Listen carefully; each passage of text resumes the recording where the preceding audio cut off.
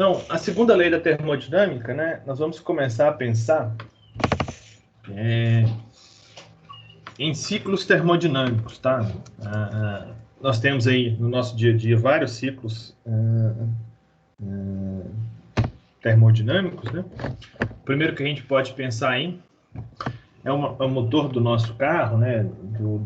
Dos automóveis, ônibus, caminhão, etc. A gente tem aí duas opções. Normalmente a gente tem dois tipos de ciclo, né? O ciclo Otto, que normalmente é utilizado em motores de gasolina ou etanol. E nós temos o ciclo diesel, né? Que é usado em motores a diesel, né? Inclusive o nome do combustível aí, tem o mesmo nome do ciclo, né? Esses ciclos a gente tem aí basicamente 4 etapas, né? Temos motores também de 2 tempos, tá? Mas que nós não vamos abordar aqui nessa disciplina, né? Nesse slide, mas normalmente os motores que a gente tem são de 4 tempos, tá? Pequenas motos aí vão ter motores de 2 tempos, alguns equipamentos portáteis como motosserra também. Então, a gente tem 4 tempos, um processo de compressão, depois a gente tem a ignição aí, no caso do ciclo Otto, né, por uma centelha, temos um processo de expansão, depois eu tenho o processo de descarga, né, onde que, o pistão vai empurrar esses gases então para fora do motor, depois eu tenho aí o pistão, o tempo de admissão, onde será aspirado, né, vai ser puxado uma nova mistura ar-combustível para dentro do motor. Ok? Então, esse é uma dos ciclos termodinâmicos que nós temos nos nossos dias a dias aí. A gente tem alguns dois ciclos, né? Temos aqui esse desenho da esquerda aqui representa o ciclo Rankine, né? E esse aqui da direita representa o ciclo Brayton, tá? O ciclo Rankine, a gente tem aí uma caldeira, uma turbina, um condensador e uma bomba, tá? Então a gente viu aí no nosso capítulo 4, né, sobre a primeira lei da termodinâmica para um sistema aberto, como é que a gente analisa cada um desses componentes, né? O ciclo Rankine é um ciclo normalmente usado para produção de energia elétrica, né? Aqui no Brasil, nas termoelétricas e nas usinas nucleares, tá? Então, esse ciclo ele tem uma versatilidade muito grande, né? Porque na caldeira aqui eu posso utilizar vários combustíveis, vários tipos, né? Pode ser combustível líquido, gasoso, sólido, posso usar combustível nuclear, então eu posso usar aqui, esse é o ciclo que é usado aí nas usinas nucleares. Posso usar uma água quente, por exemplo, de uma fonte termal. Então, esse ciclo Rankine, estima-se que 70% de toda a energia no mundo é produzida utilizando o ciclo Rankine, tá? Energia elétrica.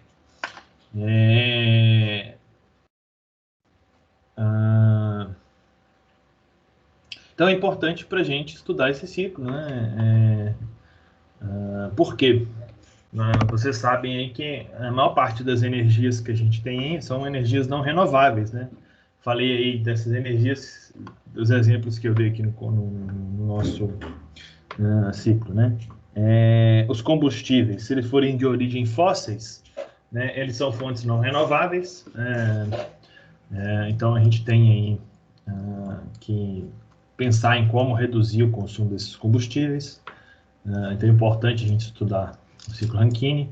Se for o combustível nuclear, também é uma fonte não renovável, né? A gente tem combustível nuclear ou combustível mineral, né? Que a gente inclui aí como... porque normalmente o combustível nuclear é feito a partir de um determinado minério, né?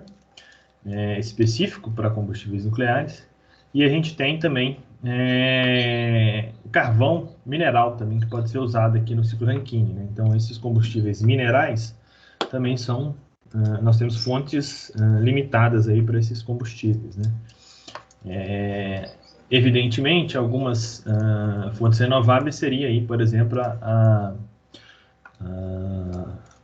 a utilização aí de fontes termais, né? Uma vez que essa fonte aí vem do calor que movimenta essa fonte, né, vem do centro da Terra, porém essas fontes termais aí, com temperaturas capazes de produzir energia elétrica, né, são bem raras no mundo, tá? No Brasil, por exemplo, não tem nenhuma usina termoelétrica usando fonte termal. Nós temos em Caldas Novas, por exemplo, água quente, né, mas essa água quente a potencial dela é só para utilização para banho, para recreação, etc. Não dá para a gente produzir energia elétrica com aquela água lá de Caldas Novas, porque a temperatura é muito baixa. O ciclo Brayton também pode ser usado para a produção de energia elétrica, né? Só que a gente vai precisar usar aí ou combustível líquido, né? Normalmente gás natural, ou então combustível gasoso, né? Gás natural, ou então combustível líquido, mas um líquido de baixa viscosidade, né? Um líquido mais fino, vamos dizer assim. Ele também é usado aí na aviação, tá? Então esse ciclo aqui é o funcionamento aí das nossas turbinas de avião, tá? Seja ela com hélice, ou seja ela a jato, né? Que é aquela normalmente que a gente tem na aviação comercial hoje em dia. E nós temos também nossa último ciclo que nós vamos discutir aqui, são os ciclos de refrigeração, né? E a gente tem aí no nosso dia, sem dúvida nenhuma, os refrigeradores aí são os mais fáceis da gente encontrar no nosso dia a dia aí. São encontradas aí principalmente nas geladeiras, ar-condicionado, etc., né? Nós temos então esse ciclo de refrigeração, o objetivo dele é tirar calor de um espaço frio e adicionar esse calor para um espaço quente, tá? Para isso eu preciso adicionar um trabalho, tá? Normalmente o calor ele segue o caminho inverso. Eu preciso adicionar um trabalho para fazer o calor sair do espaço frio para o espaço quente, né? Nós temos aqui uma geladeira, por exemplo, né? Esse ciclo é composto de 4 componentes que a gente pode identificar muito facilmente na nossa geladeira, tá? Nós temos o compressor, que normalmente é conhecido aí popularmente como motor da geladeira, na verdade lá, aquela bola preta, né, que fica atrás da geladeira. A gente tem o motor e o compressor, né? Nós temos aí o condensador, né, que na geladeira é aquela parte preta atrás da geladeira que a gente usa para secar roupa. Aquilo é o condensador. O evaporador, que é um trocador de calor que recebe frio, né? Normalmente ela fica dentro da geladeira, né? Naquelas geladeiras mais antigas, onde a gente só tem uma porta, ela é o próprio congelador, né? Se você congelar o congelador, você vai ver que tem vários tubinhos dentro lá da estrutura do congelador. E a válvula de expansão é um tubo de diâmetro muito pequeno que fica embutida na geladeira. Então a gente não consegue ver essa válvula de expansão, não. Nos casos do ciclo de refrigeração, a gente pode ter esse sistema aqui operando como refrigerador, tá? Ou seja, vai produzir frio, e ele pode operar como bomba de calor, para produzir calor. Normalmente a gente consegue perceber isso no carro, tá? Então, quem tem ar-condicionado aí no carro, ou quando andar aí de carro com alguém que tem ar-condicionado, repara aí no painel, você tem aqui esse ajuste. Esse ajuste faz o seguinte, né? Quando eu coloco ele no azul, eu quero que o meu sistema de climatização funcione como refrigerador. Então, o gás vai passar frio aqui dentro da cabine do carro, né? E vai passar quente lá na frente do motor, ok? Se for um dia frio, eu quiser que ele aqueça o carro, né? Coloca nessa posição aqui de aquecer, ele vai fazer o contrário, né? Essa rodinha aqui vai trocar as mangueiras de tal forma que o ar passe frio lá fora, na frente do motor, e passe quente aqui dentro da cabine do veículo. Então, é como se eu estivesse pegando essa mangueira e colocando aqui no lugar do 2, e a mangueira do 2 colocando aqui no lugar do 1. Okay? Evidentemente, existem carros mais antigos, né, sem ar-condicionado, que tinha o aquecimento. E não quer dizer que ele tenha só uma bomba de calor. Quando o carro só tem o sistema de aquecimento, ele utiliza o próprio calor lá do motor, né, da água que vem no motor, para aquecer a cabine, né? Então, esses 3 equipamentos aqui, motores para o transporte de pessoas, tá?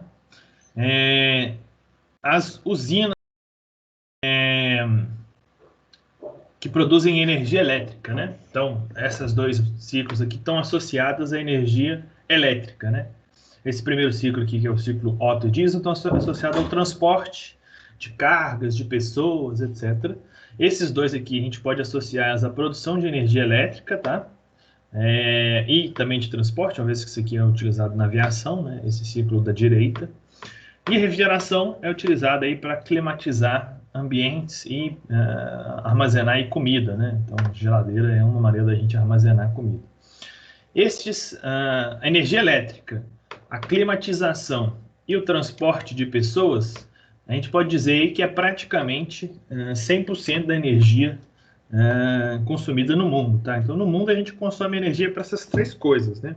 Ou é para transporte, para locomover pessoas e cargas de um lugar para o outro, ou é produção de energia elétrica, e a energia elétrica aí tem uma infinidade muito grande, né? Seja ela assistir televisão, usar o computador, etc e tal.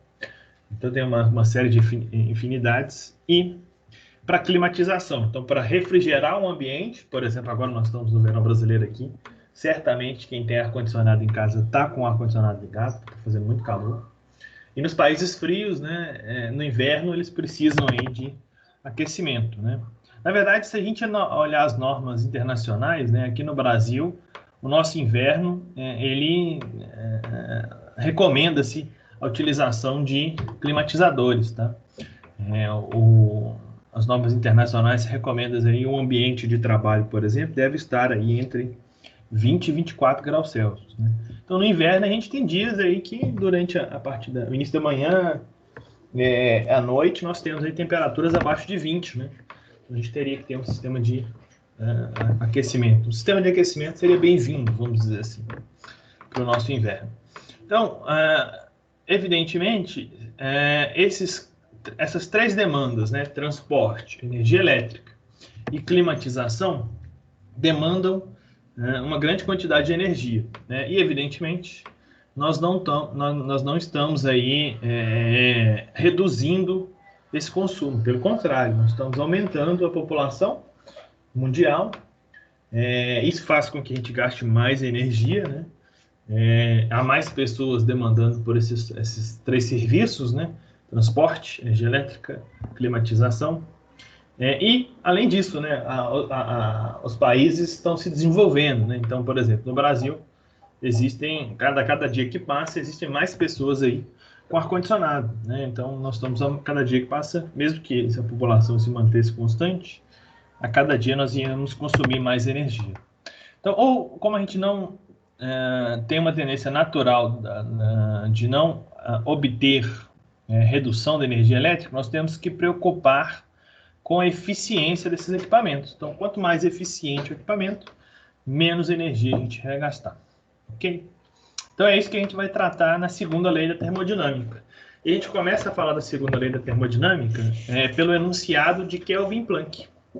O enunciado de Kelvin Planck diz o seguinte: é impossível para qualquer dispositivo que opere em um ciclo receber calor de um único reservatório e produzir uma quantidade líquida de trabalho. Então, quando eu tenho um motor térmico, né, uma máquina térmica que produz trabalho, seja ela um ciclo Otto, diesel dos nossos motores, ciclo Rankine das termoelétricas, ou ciclo Brayton dos aviões, todos esses equipamentos, eles têm que receber uma energia de uma fonte térmica, né, quente, e rejeitar uma quantidade de calor para uma fonte fria, tá?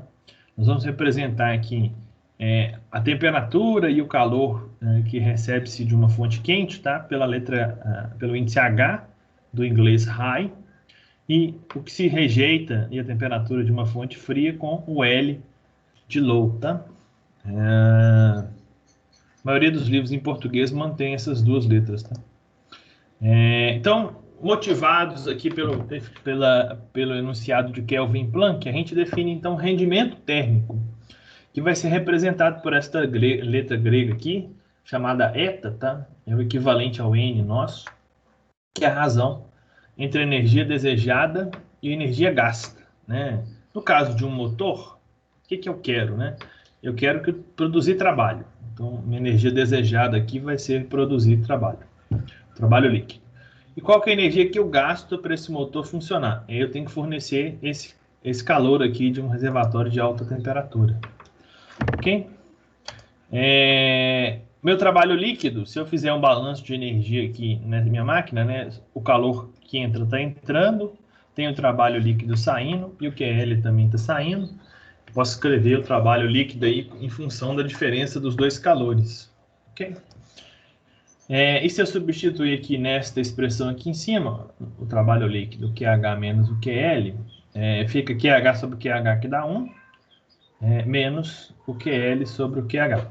Ok? Então, essas duas equações, esta daqui e esta daqui, são equações que a gente vai usar para avaliar a eficiência em máquinas térmicas, em motores térmicos, né? Ok?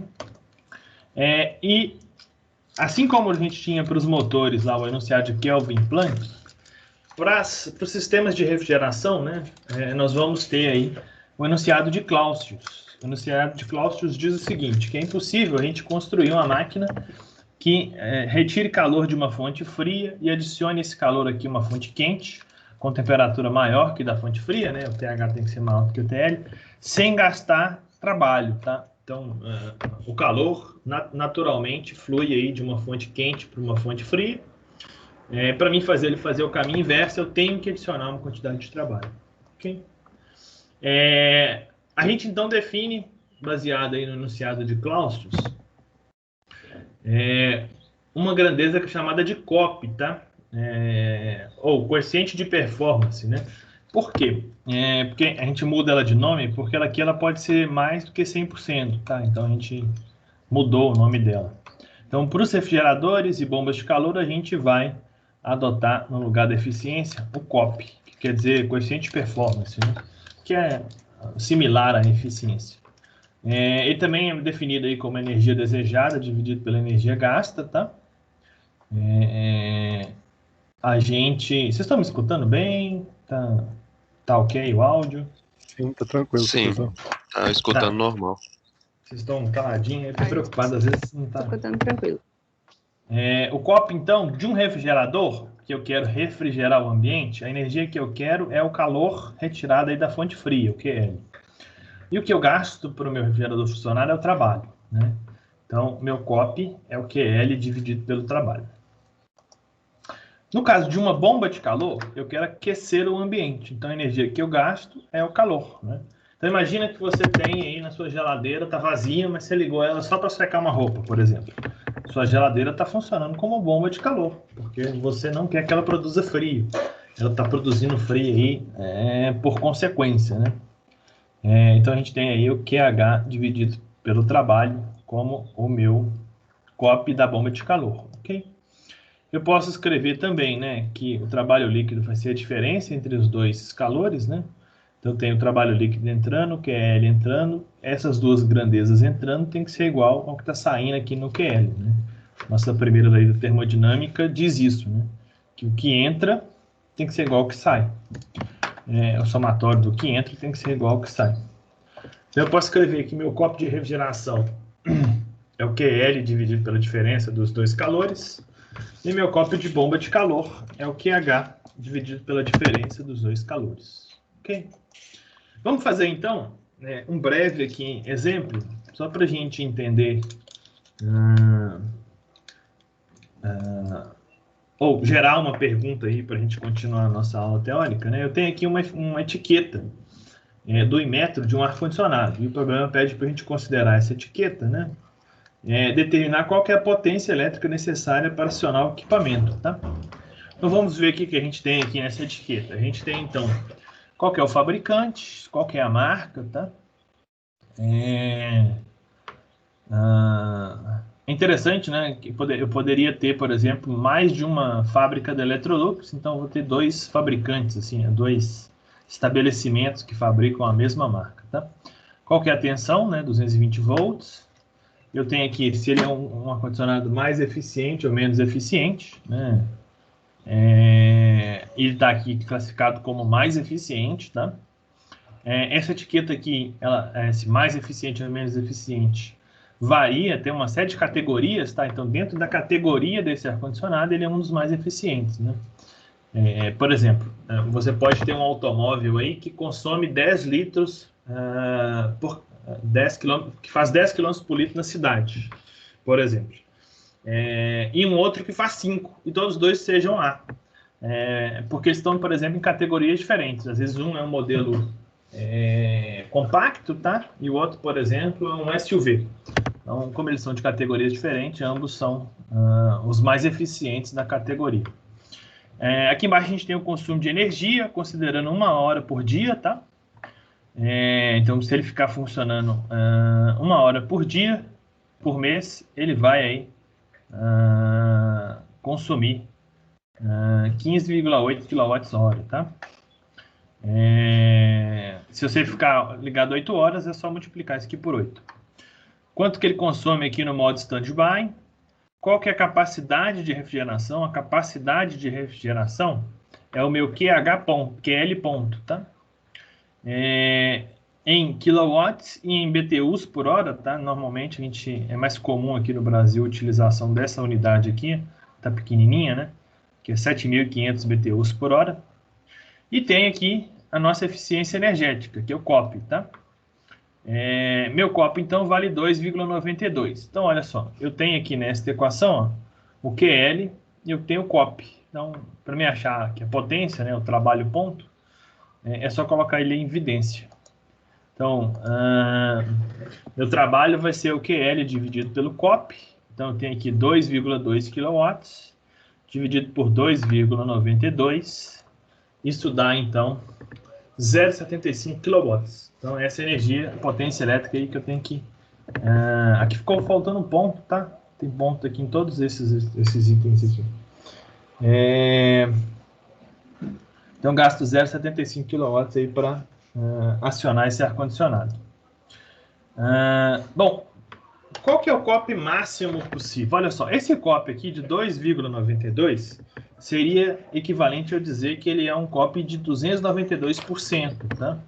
Ou seja, para cada 1 kW de energia elétrica que eu fornecer, ele vai conseguir aí tirar 2,92 kW de calor do ambiente que ele está refrigerando, ok? Então, este aí é um ar-condicionado bastante eficiente. Mas qual que é o COP máximo? Se ele pode ser mais do que 100%, a gente se pergunta, qual seria aí o COP máximo de um ar-condicionado, né? Bom, para isso, então, a gente vai estudar o COP de Carnot, tá? A máquina de Carnot, que são compostas de processos reversíveis, né? O que é um processo reversível? Um processo reversível, então, é aquele processo que eu posso desfazê-lo, né? Ou revertê-lo, e ele não vai deixar qualquer vestígio no ambiente, né? Então, por exemplo, se eu movimento uma cadeira de um lugar para o outro, né? Se eu voltar ela para o lugar, eu vou deixar vestígios no meu ambiente. Quais são esses vestígios, né? As rodinhas produzem atrito, né? E esse atrito vai aquecer o ambiente, vai deixar partículas no ambiente. Então, esse seria um processo, mover uma cadeira de um lugar e voltar para ela para o mesmo lugar, é um processo aí irreversível, tá? Esses processos que não são reversíveis, né, são processos irreversíveis. O que faz um processo ser irreversível, né? A gente tem atrito, expansão não resistida. O que é uma expansão não resistida, né? Imagina que eu tenho aqui uma película, né, um vaso, né, que foi dividido em duas partições. Nessa daqui eu tenho, por exemplo, ar a 700 kPa, e aqui eu tinha, por exemplo, vácuo. Aí essa película é rompida, né? Então esse gás vai se expandir, ocupando todo o gás, todo o tanque, né? Como não tem nada aproveitando essa energia aqui que esse gás está fazendo ao diminuir a sua pressão, né? Isso que a gente chama de expansão não resistida, tá? Então ela não tem nenhum pistão aproveitando a energia que estava armazenada aqui na forma de pressão. As misturas, né? Então, se eu tiver um gás aqui, oxigênio, e do lado de cá nitrogênio, e furar essa membrana, cada um desses componentes funciona aí como uma expansão não resistida, tá? Eu tenho transferência de calor com diferença finita de temperatura, tá? Também é uma maneira de um processo se tornar irreversível. Nós temos o efeito Joule, né? Nós temos algumas reações químicas que são irreversíveis. Por exemplo, a combustão. A combustão, se eu queimar um combustível, depois eu já não consigo mais juntar lá a água, o CO2, o oxigênio de volta na mesma composição do combustível, sem deixar marcas aí no meu ambiente, ok? Tem outras reações químicas que também são irreversíveis, e tem reações químicas que são reversíveis, né? Por exemplo, uma reação química que é reversível é a produção do biodiesel. Biodiesel, para mim produzir biodiesel, eu misturo óleo, né, seja vegetal, gordura animal, com álcool, com etanol, ou então metanol, e ele vai produzir o biodiesel e glicerina. Só que se eu misturar o biodiesel com a glicerina, eu consigo ter novamente óleo,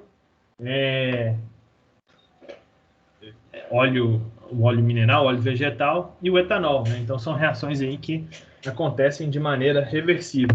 Então, para produzir o biodiesel, eu coloco um catalisador mais determinado produto, determinado reagente, para favorecer a reação para um lado. Né? Ok? Bom, o ciclo de Carnot, então, foi um ciclo pensado por um pesquisador de nome Carnot, né? E ele era composto de 4 processos, né? Uma expansão isotérmica reversível, né? Expansão isotérmica quer dizer que eu vou aumentar o meu volume com a temperatura constante, tá? É esse processo 1,2. Depois, uma expansão adiabática reversível. É o processo 2,3, né? Então, eu não vou adicionar calor, mas eu vou ter aí o volume aumentando, e aí eu vou sair da temperatura, de uma temperatura TH para uma temperatura TL. Depois eu tenho uma compressão isotérmica reversível. Gente, me dá um segundinho.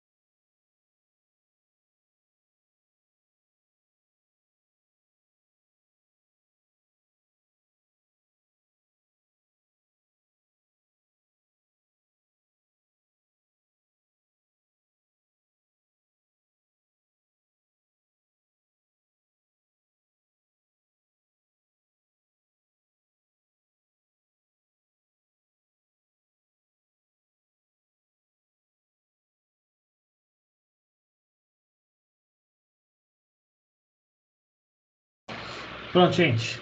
Desculpa. Em seguida, nós vamos ter então uma compressão isotérmica, né? Vou reduzir o volume do meu conjunto cilindro-pistão aí, mantendo a temperatura constante, TL. Estão me escutando de volta? Sim. Obrigado. Depois, nós vamos ter aqui uma compressão adiabática reversível, ou seja, eu vou reduzir aqui o meu volume novamente e vou sair da temperatura TL para a temperatura TH. Ok? Vamos aplicar, então, a primeira lei da termodinâmica, considerando que a gente tem aqui um cilindro-pistão com gás ideal, tá? A primeira lei da termodinâmica na forma diferencial, tá? Pode ser du é igual a dq menos dw, tá? Esse não faz sentido. Isso aqui é só uma notação mais formal de cálculo, né? Como esse U aqui é uma propriedade volumétrica, né? Eu posso usar esse D, e como o Q aqui é um fenômeno de fronteira, né? Eu tenho que usar, então, esse deltazinho aqui, ok? Eu posso colocar aqui, então, escrever que o meu dQ, né? Vai ser o du mais dw, ok? Então, dw passa para lá. Eu sei que meu trabalho é PDV, correto? Nós, inclusive, calculamos o trabalho lá de um sistema fechado pela integral dos dois lados aqui desta equação, ok? O meu gás ideal, a gente pode escrever que a equação é PV igual a RT, tá? Gente, agora nós vamos fazer uma demonstração aqui, tá? Uma dedução dos rendimentos aqui dos COPs de Carnot, tá?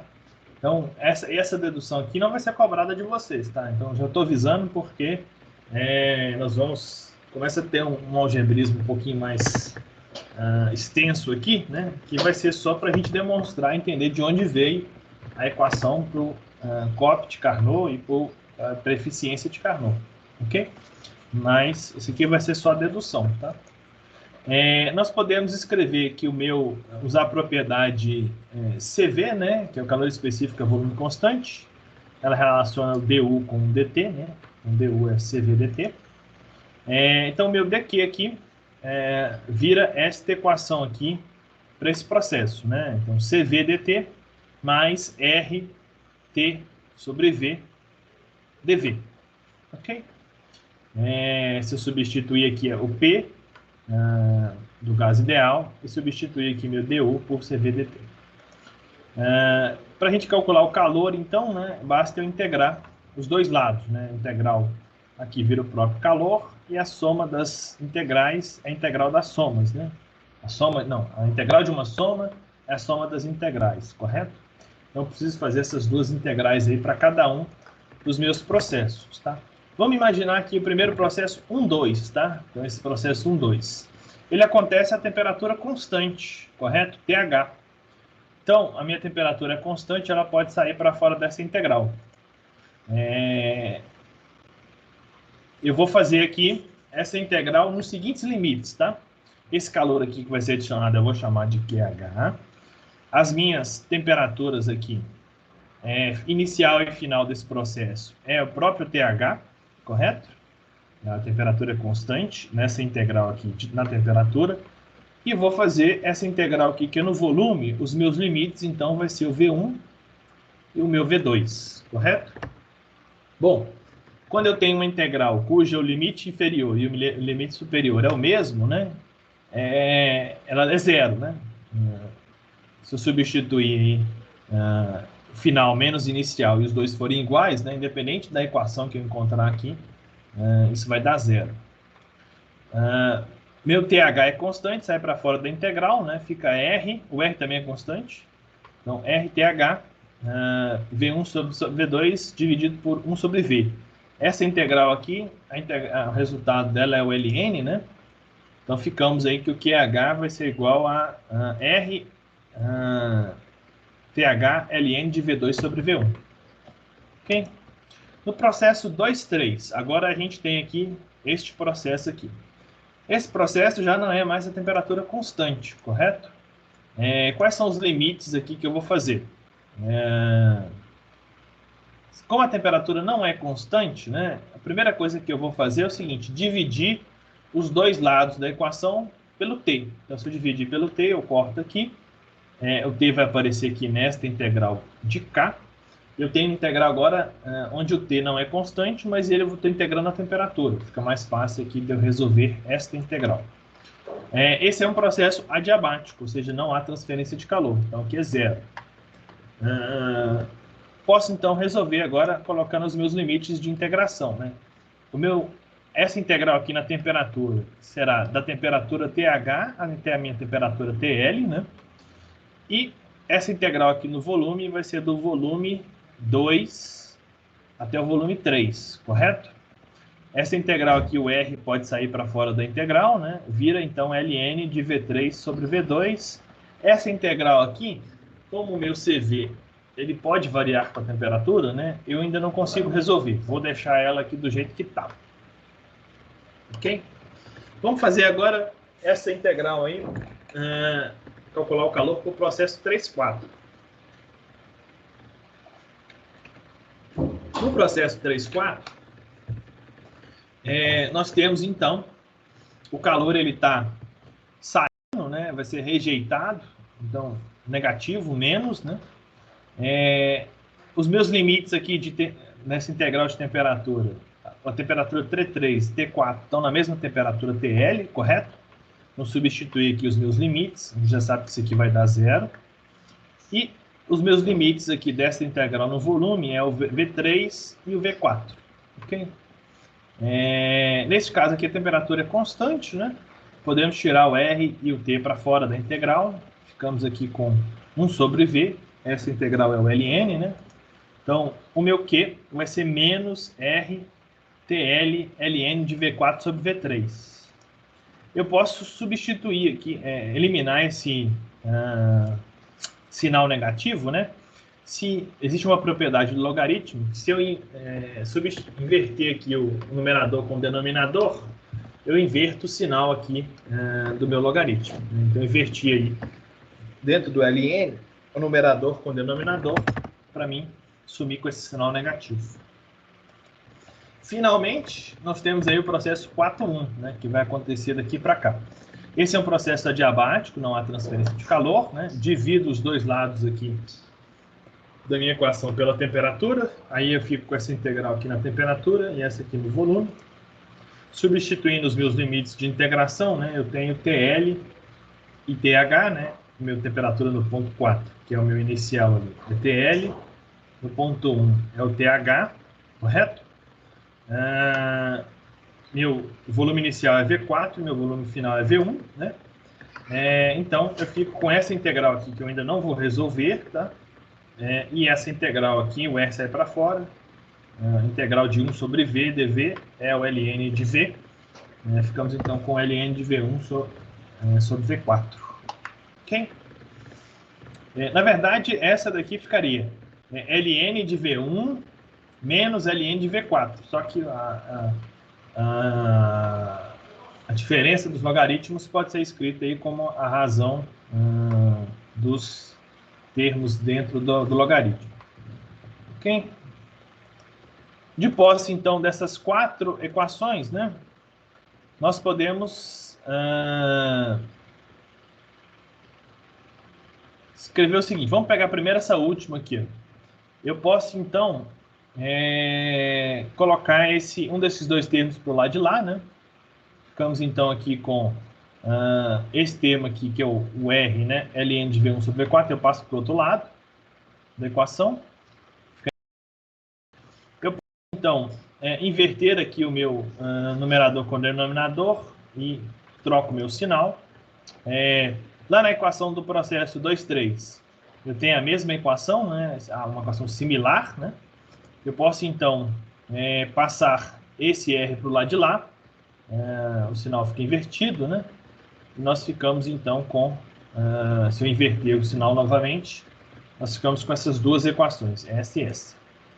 Eu posso, então, analisar, olha só, esse TH e o meu TL,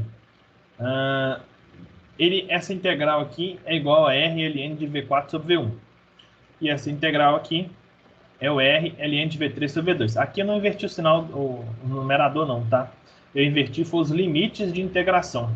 Se eu inverter os limites de integração, eu também troco o sinal. Então, eu tenho essas duas relações aqui para essa integral, correto? Então, usando esta equação e esta equação aqui, ó, eu posso encontrar o resultado dessa integral. Vale R ln de V4 sobre V1, que é igual a R ln de V3 sobre V2, correto? Como eu tenho R nos dois lados da equação, eu posso cortar, posso tirar o logaritmo dos dois lados da equação, né? Então eu chego com a seguinte relação, que o meu V4 sobre o V1 é igual a V3 sobre o V2, ok? Que eu posso reorganizar, né? Passar o V2 para cá, o V4 para cá, fica então V2 sobre V1 é igual a V3 sobre V4, ok? Então, eu copiei essa equação para cá, que ela vai ser importante aqui no próximo passo. Agora, eu tenho que o rendimento de qualquer máquina que a gente viu ali, né? Não a máquina de Carnot, mas de qualquer ciclo, né? Qualquer máquina térmica, qualquer motor térmico, né? Será 1 menos QL sobre QH. Eu já calculei um QL e um QH ali nos processos 3, 4 e 1, 2, correto? Então, se eu substituir as duas equações que eu encontrei aqui, ó, nós ficamos com essa expressão. Evidentemente, eu tenho R, os dois no numerador e no denominador, eu posso cortar. E eu tenho agora esses dois logaritmos. Se a gente observar aqui, ó, o que está dentro do meu logaritmo aqui é o V3 sobre o V4, no numerador. Que tem que ser igual, né, com a relação que a gente acabou de descobrir no slide anterior, ao V2 sobre V1. Então, o resultado aqui desse ln de V3 sobre V4 é a mesma coisa do ln de V2 sobre V1. Uma vez que essa relação aqui é igual. Então, eu posso cortar também o logaritmo. Nós ficamos, então, com essa expressão aqui para o rendimento de Carnot. Okay? Então, a máquina de Carnot, eu posso calcular o rendimento dela se eu souber a temperatura TL e a temperatura TH. Ok? Evidentemente, como eu estou dividindo uma temperatura pela outra, eu vou precisar usar aqui a escala de Kelvin, tá? Sempre que eu fizer a operação matemática com temperatura, exceto subtração e uma média aritmética, né? Eu tenho que usar sempre Kelvin, né? Que é a unidade oficial do sistema internacional. De maneira similar, eu posso calcular o COP do refrigerador de Carnot e o COP da bomba de Carnot, né? Nós vimos que o COP era o QL dividido pelo QH menos o QL. Eu substituo os Qs pelos Ts. Eu encontro, então, os COPs